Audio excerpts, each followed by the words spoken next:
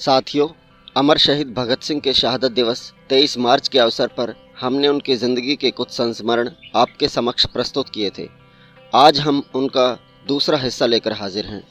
इन संस्मरणों को भगत सिंह के ही क्रांतिकारी साथी शिव वर्मा द्वारा लिखित और राहुल फाउंडेशन लखनऊ द्वारा प्रकाशित संस्मृतियाँ नामक पुस्तक से लिया गया है। हमें उम्मीद है हमारा यह प्रयास भगत सिंह के जीवन और उनकी विरासत को जानने में ज़रूर आपकी मदद करेगा। इनकलाब जिंदाबाद।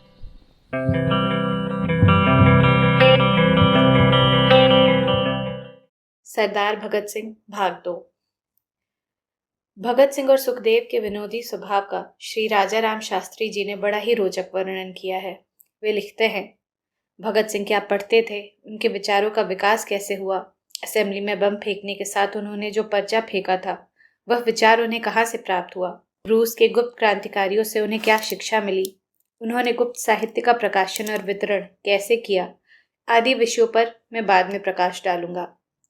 मैं सर्वप्रथम भगत सिंह और अपनी मैत्री के संबंध में लिखना चाहता हूँ, ताकि यह जाना जा सके कि वह कैसे विनोदी स्वभाव के थे और आम युवकों की तरह वह किस प्रकार शरारतें किया करते थे। रात का समय है, मैं गहरी नींद में सो रहा हूँ। मेरे दरवाजे पर 3 बार थपथपाने की आवाज़ होती है। दरवाज़ा खुलते ही भगत सिंह और सुखदेव मेरे कमरे में प्रवेश करते हैं। मैं खाट पर लेट जाता हूँ और वे दोनों अपने कपड़े उतारने लगते हैं। मेरा कमरा काफ़ी छोटा था, उसमें केवल एक ही खाट पड़ सकती थी, पर उस समय हम 3 थे। कौन, कहाँ, कैसे सोवे, यह सवाल था।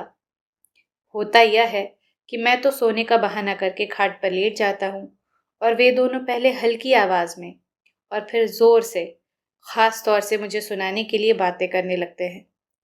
भगत सिंह सुखदेव से कहते हैं कि राजा राम को सोने दो, हम दोनों धीरे धीरे कुछ बातें करेंगे। यह कहते कहते दोनों खाट की दोनों तरफ बैठ जाते हैं और बातें करने लगते हैं। बातें होने लगती हैं और वे दोनों तरफ से मुझे दबाना शुरू कर देते हैं। कुछ देर बाद दोनों मुझे बीच में करके अगल बगल लेट जाते हैं। बातों का तो बहाना था, खास उद्देश्य मुझे परेशान करना था।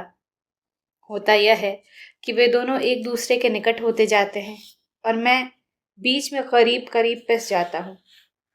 अंत में परेशान होकर मैं खाट से उठ जाता हूँ और ज़मीन पर लेट जाता हूँ। इस प्रकार से मेरे उठते ही वे दोनों पैर पसार कर चारपाई में खूब आराम से लेट जाते हैं। समाजवाद का पाठ। यह ड्रामा यहीं पर समाप्त नहीं हो जाता। भगत सिंह सुखदेव से कहते हैं कि सुखदेव भाई, इतना तो मानना ही पड़ेगा कि राजा राम हैं बहुत नेक साथी। उससे हम दोनों का कष्ट देखा नहीं गया, इसलिए बेचारा खुद जमीन पर लेट गया और हमारे लिए अपनी बिछी बिछाई खाट छोड़ दी। सुखदेव कहते हैं कि भगत सिंह, राजा राम बहुत पक्का साथी है, जो अपने मित्रों का बहुत ख्याल रखता है। बेचारे ने एक शब्द नहीं कहा और चुपचाप जमीन पर लेट गया। मैं एकदम गुस्से से तमतमा उठता हूँ और कहने लगता हूँ, बंद करो ये बकवास। एक तो हमारी खाट छीन ली, जमीन पर लेटने को मजबूर कर दिया, उस पर हमारा मजाक उड़ा रहे हो। बस अब चुपचाप सो जाओ, वरना मैं डंडा उठाकर मार दूंगा और शोर मचा दूंगा। अब दोनों को बाहर जाना पड़ेगा। इस पर भगत सिंह कहते हैं कि राजा राम का गुस्सा करना तो मुझे ठीक जचता है। समाजवाद तो यही कहता है कि हम दोनों भी खाट को खड़ा करके जमीन पर ही लेट जाएं, तब सबकी तकलीफ बराबर हो जाएगी। फिर क्या था, खाट उन्होंने खड़ी कर दी और तीनों जमीन पर लेट गए। इस प्रकार हंसते और मजाक करते सब के सब गहरी निद्रा में डूब गए। जब कभी वे दोनों रात के समय आ जाते थे, तब यही ड्रामा आमतौर पर दोहराया जाता था। खाना खाने में भी हंसी मजाक। भगत सिंह विनोदी स्वभाव के थे ही। जब भी मौका हाथ लगता था, वह हंसी मजाक किए बिना चूकते न थे। दोपहर या शाम को रामकृष्ण जी के होटल में बहुधा मेरे साथ छेड़खानी करने के लिए आ जाते थे। मुझे वहां खाना खाते देखकर मेरे पास आए बिना वह कभी नहीं चूकते थे। उनका तरीका ही यह था, मेरे सामने की कुर्सी पर आकर बैठ जाते और आते ही कोई ना कोई मनोरंजक बात शुरू कर देते थे। इस तरह बातें करते करते वे धीरे से हाथ बढ़ाकर मेरी थाली से रोटी का कौर तोड़ने लगते थे। मैं कहता था कि भले आदमी हाथ तो धो लो, तब थाली में हाथ लगाओ। इस प्रकार मुझसे बिना पूछे क्यों खाने लगते हो? मुझे यह तरीका बिल्कुल पसंद नहीं। यदि खाना खाने की इच्छा हो तो कहो, मैं तुम्हारे लिए दूसरी थाली मंगवा दूंगा। भगत सिंह बहुत ही भोले भाले ढंग से कहते कि खाने की कोई खास इच्छा तो नहीं है, फिर भी यदि तुम नहीं मानते हो तो मंगा लो दूसरी थाली। और जब दूसरी थाली आ जाती तो कहते, जरा घी भी मंगा लो।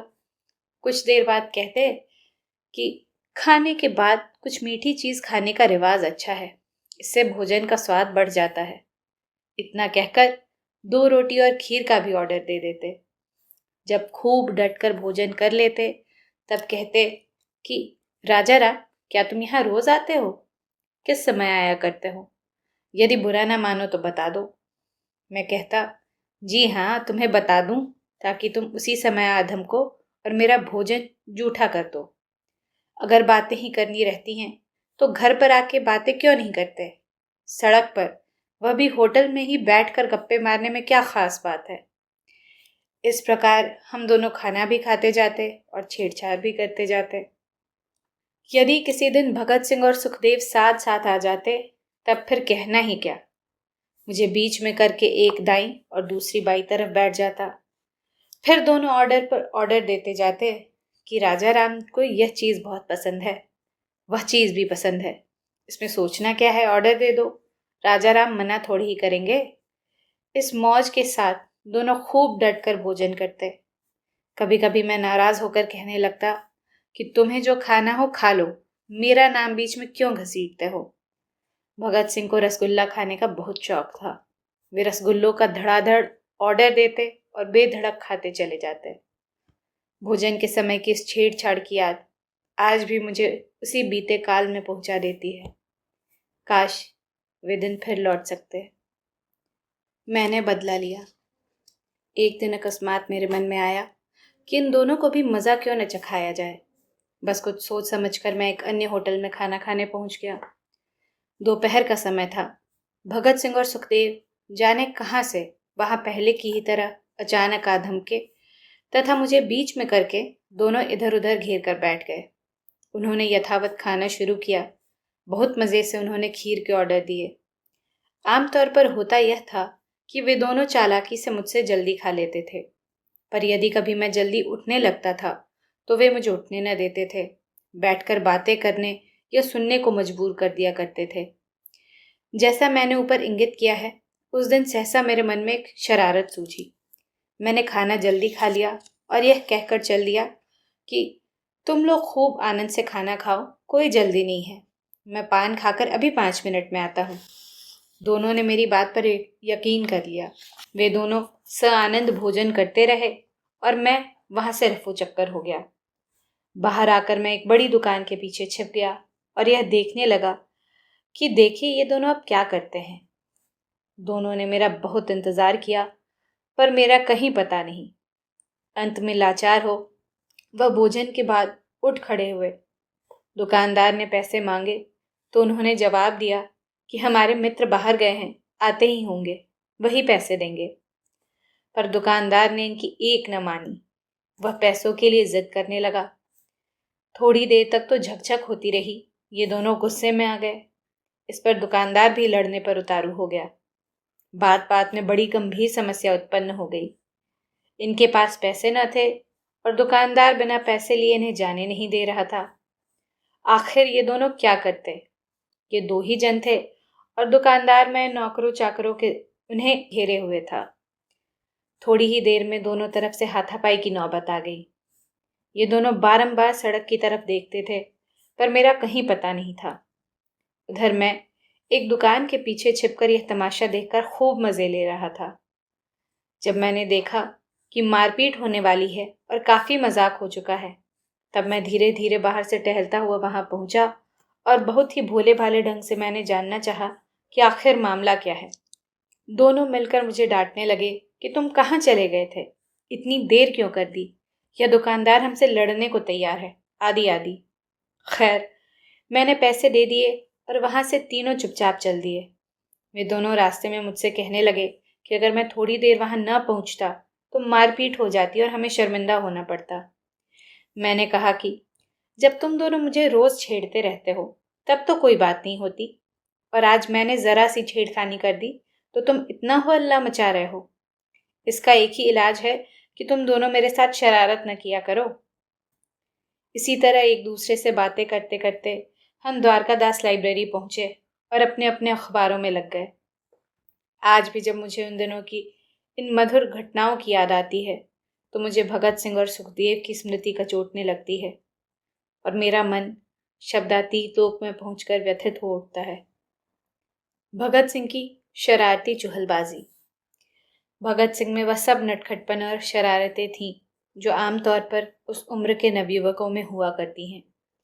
एक दिन भगत सिंह हंसते हुए मेरे पास आकर कहने लगे कि राजा राम, तुम मेरे पक्के दोस्त हो तो मेरा एक बहुत ज़रूरी काम कर दो, मैं तुम्हारा बहुत एहसान मानूंगा। मैंने कहा कि यदि काम करने योग्य होगा तो अवश्य कर दूंगा। उसने जेब से एक तस्वीर निकाली। वह पुस्तक या मासिक पत्रिका से फाड़ी हुई जान पड़ती थी। एक बहुत सुंदर वनमानुष की तस्वीर थी वह। हम सबके एक बहुत गहरे मित्र थे जिनकी शक्ल बहुत कुछ वनमानुष के समान थी। भगत सिंह उन्हें बातचीत के दौरान इसी नाम से याद किया करते थे। भगत सिंह ने मुझसे कहा कि किसी तरह यह तस्वीर उन तक पहुंचा दो और फिर आकर बताओ कि उन पर इसकी क्या प्रतिक्रिया हुई। वह तस्वीर देखकर मुझे बहुत हंसी आई।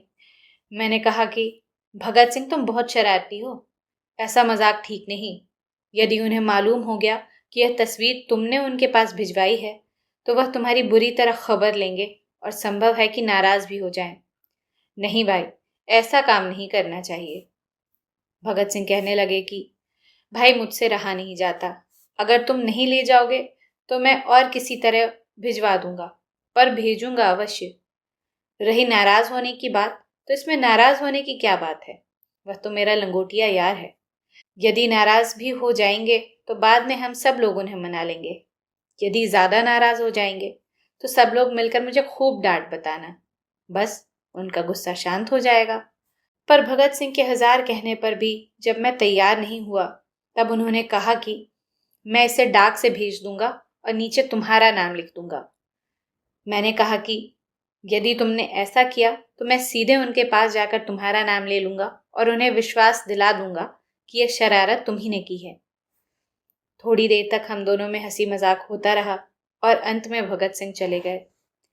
मुझे याद नहीं कि भगत सिंह ने यह तस्वीर उनके पास भेजी या नहीं। हाँ, इतनी शरारत उन्होंने फिर भी की कि उस चित्र के नीचे हमारे उन मित्र का नाम उन्होंने लिख दिया। इतना अरसा हो गया है, फिर भी मुझे भगत सिंह का वह हंसता हुआ पर शरारत से भरा हुआ चेहरा साफ दिखाई देता है। वस्तुतः वह बहुत ही भोले भाले, दिल के सच्चे और भरोसे के मित्र थे। तेल की शीशी और क्रांति पर बहस। भगत सिंह से छोटी बात पर भी मेरी बहुधा नोक-झोंक हो जाया करती थी। एक दिन मैं बाजार से कुछ सामान ले आया। उसमें तेल की एक छोटी सी शीशी भी थी। थोड़ी देर बाद भगत सिंह आ गए। इधर उधर की कुछ बातें होने के बाद भगत सिंह ने अपना सिर खुजलाते हुए कहा कि भाई, इस शीशी में से थोड़ा सा तेल मुझे दे दो। कई दिनों से मैं तेल नहीं डाल पाया हूँ और सिर खुजला रहा है। बाजार से मैं अभी आया ही था और थका मांदा भी था। शीशी भी मैंने खोली नहीं थी, पर उन्होंने उसे देखते ही तेल की फरमाइश कर दी। इस पर मैं कुछ चिढ़ गया। मैंने कहा कि भाई, तुम्हारे स्वभाव को समझना बहुत कठिन है। जब मैं खाना खाने बैठता हूँ तो तुम आकर थाली में से रोटी तोड़कर खाने लगते हो, और तेल खरीद कर लाया हूँ तो उसे देखते ही तुम्हारा सिर खुजलाने लगा है। तुम्हें इसकी आवश्यकता है या मुझे चिढ़ाने का मजा लेना चाहते हो? कुछ भी हो, मैं अभी तुम्हें तेल नहीं दूंगा। इसके बावजूद भगत सिंह अड़ गए और कहने लगे कि जब तुम्हारे पास तेल है और मुझे उसकी ज़रूरत है तब मैं उसे लिए बिना मानूंगा नहीं। खुशी से दे दो तो अच्छी बात है, वरना मैं ज़बरदस्ती ले लूँगा। और हो सकता है कि छीना झपटी में शीशी ही टूट जाए और हम दोनों ही तेल से वंचित हो जाएं। अगर ऐसा हुआ तो हम दोनों ही हाथ मिलकर रह जाएंगे। मैंने कहा कि तुम धमका कर मेरी चीज़ मुझसे छीन कर लेना चाहते हो? यह डकैती नहीं तो और क्या है? उन्होंने कहा कि तुम इसे दोस्ती समझो या डकैती, मैं तो लेकर ही रहूंगा। इसके बाद हम दोनों में शीशी के लिए छीना झपटी और जोर आजमाइश होने लगी। कुछ देर तक हम दोनों में शक्ति प्रदर्शन होता रहा। अंत में भगत सिंह ने मेरी कलाई मरोड़कर शीशी मेरे हाथ से छीन ली और उसकी डांट खोलकर उसे अपने सिर पर उड़ेल लिया। वह तेल डालता जाता था और अपना जूड़ा खोलकर बालों को फैलाता जाता था। मुझे यह देखकर बहुत आश्चर्य हुआ कि उसने पूरी की पूरी शीशी सिर में उड़ेल ली और अपने बालों को सहलाता रहा। वह देखने लायक दृश्य था। तेल से सनकर बाल चिकने ही नहीं हो गए थे, बल्कि ऐसा लगने लगा था कि बालों में से तेल टपकने ही वाला है। भगत सिंह बड़े मज़े से कहने लगे कि अब केशव की भूख शांत हो जाएगी और 1 हफ्ते तक तेल की ज़रूरत नहीं पड़ेगी। सारा तेल उड़ेल लेने के बाद उसने तेल की शीशी मेरे हाथ में देने के लिए अपना हाथ बढ़ाया। मैंने लेने से इनकार कर दिया। तब उसने खाली शीशी मेज पर रख दी। एक बार विक्टर ह्यूगो के सुप्रसिद्ध उपन्यास 93 के एक प्रसंग पर भगत सिंह और सुखदेव में मतभेद हो गया। फ्रांस में राजा की समर्थक सेनाओं और क्रांतिकारी सेनाओं में संघर्ष होता है। क्रांतिकारी सेनाओं की विजय होती है और विरोधी सेनाओं का नेता लांतनक गिरफ्तार हो जाता है। क्रांतिकारी सेनाओं का नेता गाविन लांतनक परिवार का ही एक नौजवान है, लांतनक के सगे भाई का परपौत्र और उसकी रियासत का उत्तराधिकारी। फांसी से पहली रात गाविन जेल की कोठरी में अपने बाबा से मुलाकात करता है। लांतनक राजघराने के साथ गद्दारी करके प्रजातंत्रवादियों का साथ देने के लिए गाविन को धिक्कारता है। साथ ही वह गाविन के हृदय के कोमल तंतुओं पर भी आघात करता है। अंत में गाविन को बूढ़े लांतनक पर तरस आ जाता है। वह लांतनक को सेनापति के अपने कपड़े पहनाकर रात के अंधकार में जेल से बाहर कर देता है और उसके स्थान पर स्वयं फांसी की कोठरी में बंद हो जाता है। दूसरे दिन प्रातः जब मौत की सजा को कार्यान्वित करने के लिए बंदी को बाहर लाया जाता है, तो लांतनक के स्थान पर गाविन को देखकर लोगों के आश्चर्य की सीमा नहीं रही। क्रांतिकारी सेनाओं के बीच जन सुरक्षा परिषद के प्रतिनिधि के रूप में सिमरडीन नाम का एक पादरी है, जिसने गाविन को बचपन में शिक्षा ही नहीं वरन पिता का स्नेह भी दिया था। सिमरडीन के कर्तव्य के बारे में जितने कठोर विचार हैं, ममता की मानव सुलभ कोमल भावनाओं के प्रति वह उतना ही दुर्बल है। गाविन उसके सामने अपना अपराध स्वीकार कर लेता है। सिमरडीन की अध्यक्षता में क्रांतिकारी अदालत गाविन को क्रांति के साथ विश्वासघात के अपराध में मौत की सजा देती है। अंतिम रात सिमरडीन जेल की कोठरी में गाविन से मुलाकात करता है। सिमरडीन को देखकर गाविन खड़ा हो जाता है। दोनों की आंखों से आंसुओं की धार बह चलती है। दूसरे दिन प्रातः गाविन वध स्थल पर बंधा खड़ा है। सैनिक आदेश की प्रतीक्षा में है। सामने एक बुर्ज पर सिमरडीन खड़ा है। उसके हाथ के एक इशारे के साथ गाविन का शरीर जमीन पर लुढ़कने लगता है। तभी एक पिस्तौल के छूटने की आवाज आती है और उसके साथ ही सिमरडीन का शरीर भी बुर्ज के नीचे आ गिरता है। वह आत्महत्या कर लेता है। सुखदेव का कहना था कि आत्महत्या करके सिमरडीन ने क्रांतिकारियों के सामने कोई अच्छी मिसाल नहीं पेश की। क्रांति को जब उसकी सबसे अधिक आवश्यकता थी, ठीक उसी समय एक युवक के प्रति अपने मुंह को क्रांति के हितों के ऊपर स्थान देकर उसने अपने आदर्शों को ठोकर मार दी। उसका मत था कि सिमरडीन ने अपना जीवन क्रांति के लिए अर्पित कर दिया था और जो जीवन एक बार वेदी पर चढ़ा दिया गया, उस पर फिर क्रांतिकारी ध्येय और लक्ष्य को छोड़कर और किसी का अधिकार नहीं रह जाता। क्रांतिकारी सैनिक के निकट भावुकता अथवा व्यक्तिगत ममता या मोह का कोई भी स्थान हो सकता है, इसे मानने के लिए वह तैयार न था। इसके विपरीत भगत सिंह के पास सिमरडीन के लिए गहरी सहानुभूति थी। वह कहता था कि सिमरडीन ने गाविन को मृत्यु दंड देकर अपना क्रांतिकारी कर्तव्य पूरा किया, लेकिन मनुष्य होने के नाते सिमरडीन के पास एक हृदय भी था, जिसने आरंभ से ही गाविन को पुत्र के रूप में सहेजा था। अस्तु उसकी मृत्यु पर सिमरडीन का अपने आप को न संभाल पाना स्वाभाविक था। भगत सिंह का कहना था कि ममता के जो सूत्र अनंत काल से मनुष्य को एक साथ बांध कर रखते आए हैं, उनका आदर करके ही हम क्रांतिकारी धर्म का सही रूप में पालन कर सकेंगे। हम मनुष्य रहकर ही क्रांतिकारी बन सकते हैं, देवता बनकर नहीं। देवत्व में न गति है, न प्रगति, न अक्षय प्रवाह। जहाँ तक मुझे याद है, काफ़ी बहस के बाद भी उस दिन दोनों में कोई समझौता नहीं हो पाया और सुखदेव यह कहकर उठ खड़ा हुआ था, यार, देवता वाली बात से सहमत होते हुए भी तेरा यह कवियों जैसा उपन्यासी तर्क मेरी समझ में नहीं आता। भगत सिंह से पहले क्रांतिकारियों का उद्देश्य था केवल मात्र देश की आज़ादी, लेकिन इस आज़ादी से हमारा क्या अभिप्राय है, इस पर उससे पहले हमारे दिमाग साफ न थे। क्या अंग्रेज वाइसरॉय को हटाकर उसके स्थान पर किसी भारतीय को रख देने से आज़ादी की समस्या का समाधान हो जाएगा? क्या समाज में आर्थिक असमानता और उस पर आधारित मनुष्य द्वारा मनुष्य के शोषण के बरकरार रहते हम सही मानों में आज़ादी का उपभोग कर सकेंगे? आज़ादी के बाद की सरकार किसकी होगी और भावी समाज की रूपरेखा क्या होगी, आदि प्रश्नों पर क्रांतिकारियों में काफी अस्पष्टता थी। भगत सिंह ने सबसे पहले क्रांतिकारियों के बीच इन प्रश्नों को उठाया और समाजवाद को दल के ध्येय के रूप में सामने लाकर रखा। उसका कहना था कि देश की राजनीतिक आज़ादी की लड़ाई लक्ष्य की ओर केवल पहला कदम है और अगर हम वहीं पर जाकर रुक गए तो हमारा अभियान अधूरा ही रह जाएगा। सामाजिक एवं आर्थिक आज़ादी के अभाव में राजनीतिक आज़ादी दरअसल थोड़े से व्यक्तियों द्वारा बहुमत को चूसने की ही आज़ादी होगी।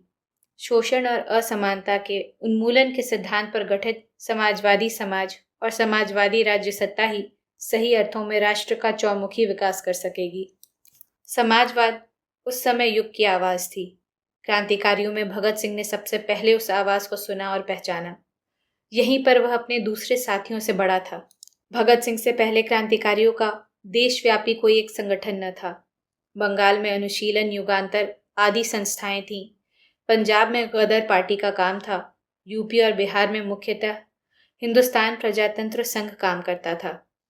शहीदों पर सबका समान अधिकार होते हुए भी उनमें आपसी सहयोग प्रायः नहीं के बराबर ही रहता था। भगत सिंह सबको मिलाकर एक देशव्यापी संगठन कायम करना चाहता था।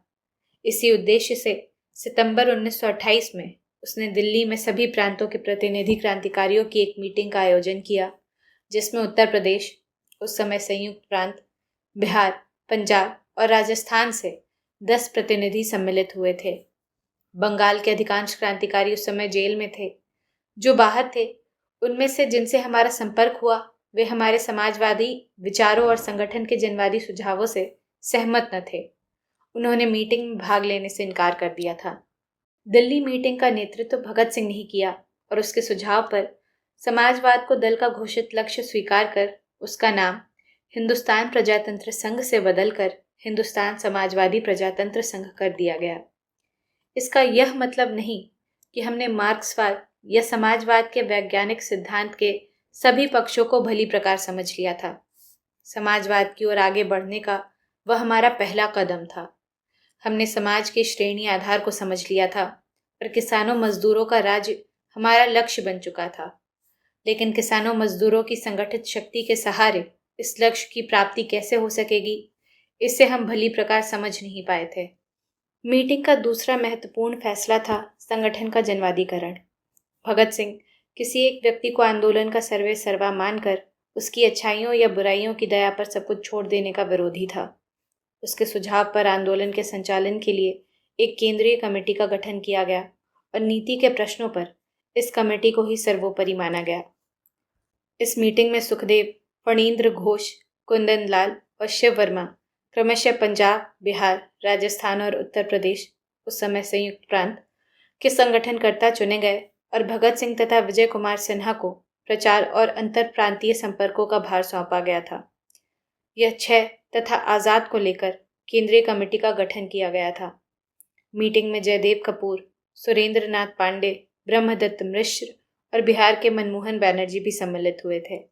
दल के सेनापति को चुनने की भी परंपरा अपनाई गई और आज़ाद हमारे प्रथम निर्वाचित सेनापति बने। मीटिंग में आज़ाद सम्मिलित नहीं हो पाए थे, लेकिन भगत सिंह और विजय कुमार सिन्हा ने पहले ही उनसे मिलकर सब बातों पर विचार विमर्श कर लिया था और उन्होंने भी सभी सुझावों पर अपनी स्वीकृति दे दी थी। इससे पूर्व क्रांतिकारियों की शक्ति का एक अच्छा खासा भाग सरकारी गवाहों, मुखबिरों और गुप्तचर विभाग के अधिकारियों को मारने तथा धन जुटाने के लिए डकैतियां करने में समाप्त हो जाता था। इन कामों से जितना लाभ होता था उसके अनुपात से कहीं अधिक मूल्य हम दे आते थे। दिल्ली में इस संबंध में भी एक निश्चित नीति अपनाई गई। हमने तय किया कि पैसे के लिए जहां तक संभव होगा हम सरकारी रुपए पर ही हाथ डालेंगे। एक्शंस भी ऐसे ही चुने जाएंगे जिनका जनता तथा देश की राजनीतिक समस्याओं से सीधा संपर्क हो। इन फैसलों के पीछे भी मुख्यतः भगत सिंह का ही हाथ था।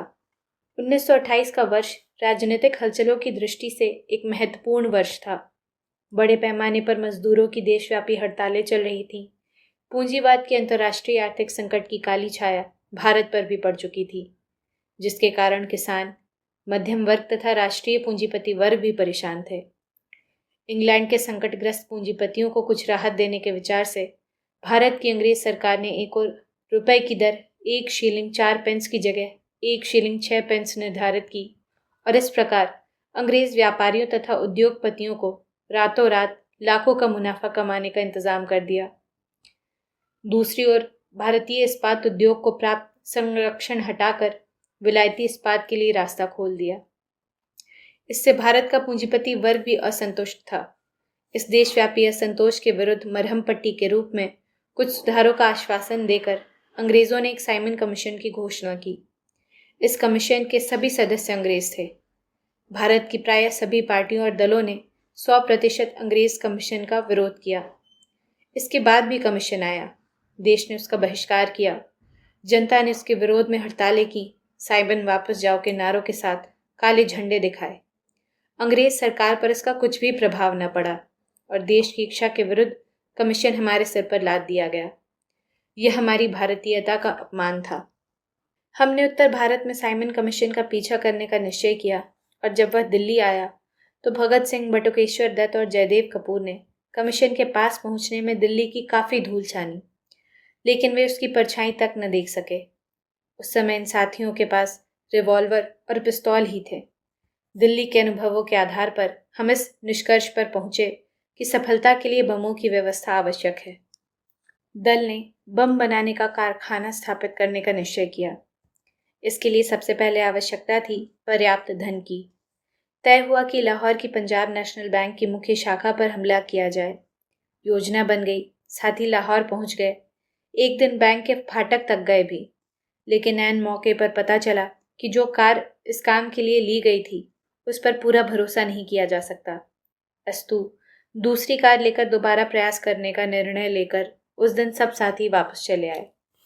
इस बीच 30 अक्टूबर सन 1928 को साइमन कमीशन लाहौर पहुंचा। एक विशाल जन समुदाय ने काले झंडे से उसका स्वागत किया। अधिकारी पागल हो उठे।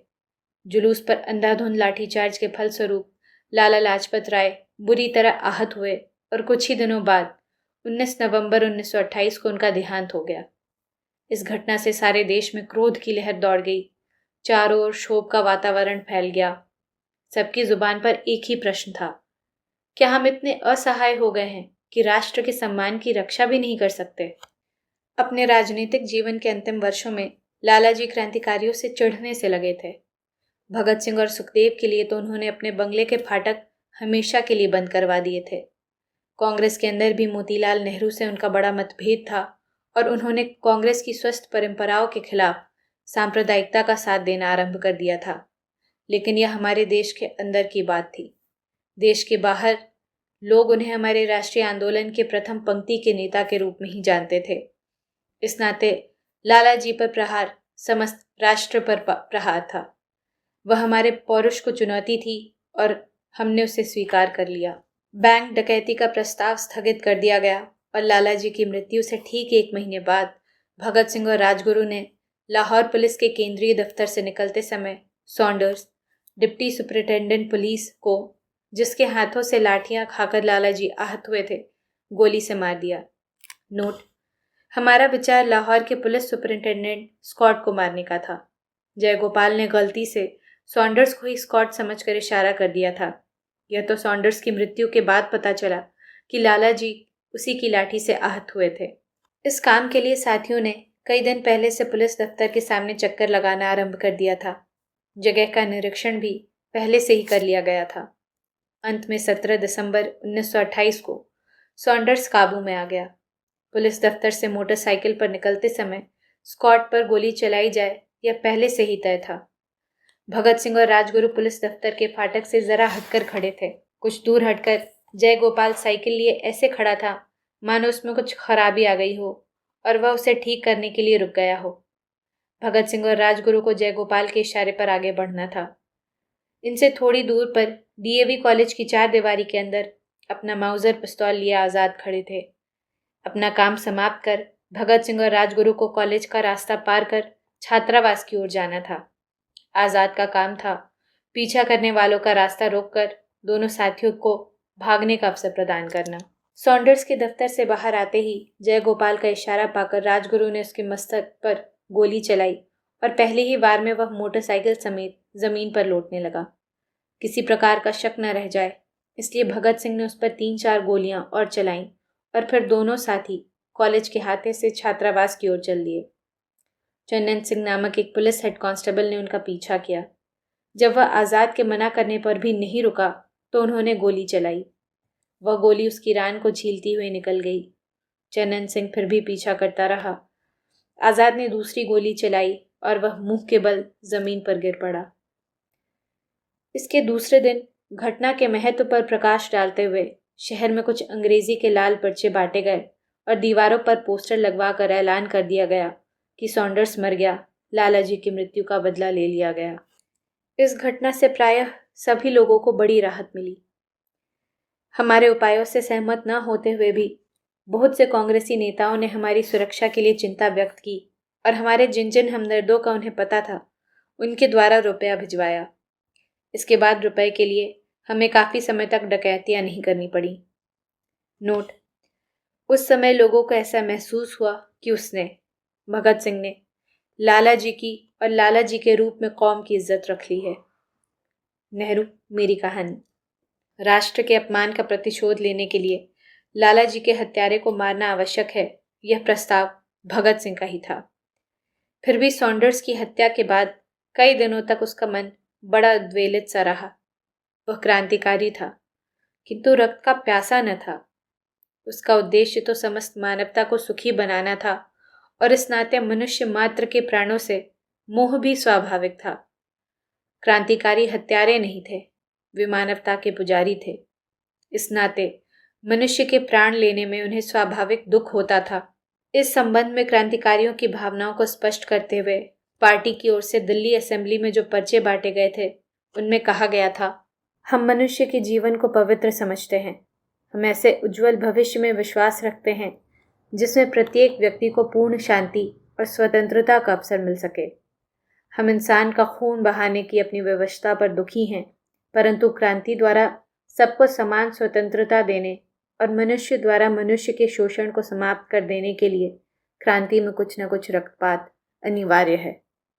दिल्ली असेंबली में बम फेंकने के बाद भगत सिंह और दत्त ने अदालत के सामने जो लिखित बयान दिया था उसमें भी उन्होंने क्रांतिकारियों की इस भावना को मुखारित किया था। उन्होंने कहा था, मानवता को प्यार करने में हम किसी से पीछे नहीं हैं, हमें किसी से व्यक्तिगत द्वेष नहीं है और प्राणी मात्र को हमेशा प्यार की दृष्टि से देखते आए हैं। सॉन्डर्स की हत्या के बाद लाहौर से बाहर निकलना एक समस्या थी। भगत सिंह को तो विशेष रूप से पुलिस तलाश कर रही थी। फरार होने से पूर्व केश, कड़ा, कंघा आदि से लैस वह बाकायदा सिख नौजवान था, लेकिन दिल्ली मीटिंग के बाद उसका वह रूप बदल गया था। पुलिस को उसके नए रूप का पता न था और अब उसी केशों वाले भगत सिंह की तलाश में थी। फिर भी काफ़ी समय तक लाहौर में रहकर वहाँ की राजनीतिक गतिविधियों में भाग लेते रहने के कारण किसी भी समय उसके पहचाने जाने का खतरा मौजूद था। अस्तु दल के आदेशानुसार उसने साहबी लिबास पहना, शची को लेकर दुर्गा भाभी उसके साथ हो ली, राजगुरु उसका नौकर बना और इस प्रकार तीनों स्टेशन पहुंच गए। भगत सिंह ओवरकोट का कॉलर उठाए, हैट माथे पर खींचे और अपना चेहरा शची, भगवती चरण का पुत्र, के सिर की आड़ में किए कलकत्ता मेल के दूसरे दर्जे में जा बैठा। भगत सिंह और राजगुरु दोनों के पास भरे हुए पिस्तौल थे। इस प्रकार दुर्गा भाभी तथा शची की आड़ लेकर ये दोनों सही सलामत लाहौर से बाहर हो गए। लखनऊ से राजगुरु अलग हो गया और भगत सिंह दुर्गा भाभी और शची के साथ कलकत्ते चला गया। शेष अगले और तीसरे भाग में जारी।